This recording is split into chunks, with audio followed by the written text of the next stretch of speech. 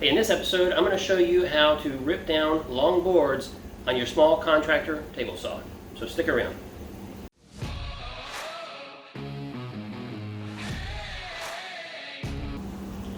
Okay, you're going to want to have a feather board for your table saw.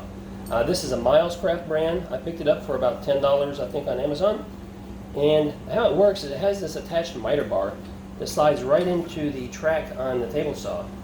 Then, after adjusting my fence so it's at the correct position, I'll take a piece of scrap wood and set it here. Then, I'll apply pressure to the feather board up against the scrap board.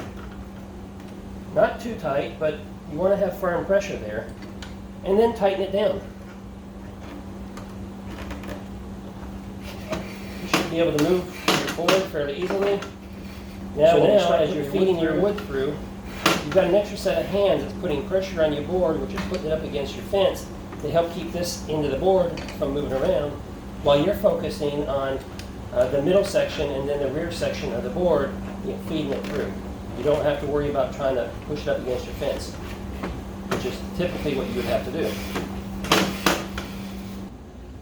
Okay, another essential item is to have a roller stand, and I got this one from Harbor Freight quite a long time ago, and it's starting to wear down. It's got a little bit of a wiggle to it, but nonetheless, from here I can support the wood while I'm focusing on just feeding it through the table saw, and I don't have to worry about trying to hold the wood up until the end of the board reaches here. Then I'm going to have to support the weight of the board as the last piece of it starts to go through the table saw. So I always have one of these set up, and it makes things so much easier.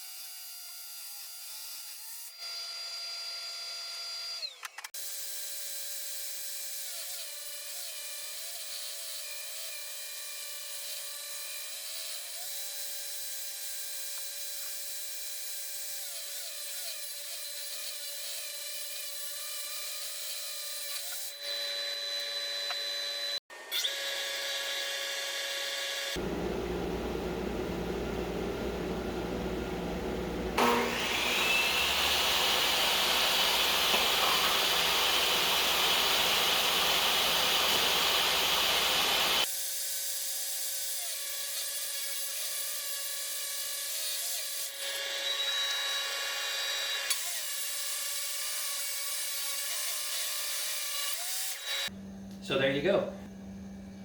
I'll be using these boards as part of my farmhouse table build. They're a little long for me to be sending through the jointer.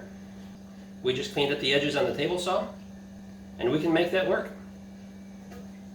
Hey, if this short video was helpful to you, please give it a thumbs up. Let me know that you got something of value out of it. And if you haven't subscribed yet, be sure to subscribe to my channel. We've got a lot of fresh new content that's coming out soon to help you become a better woodworker.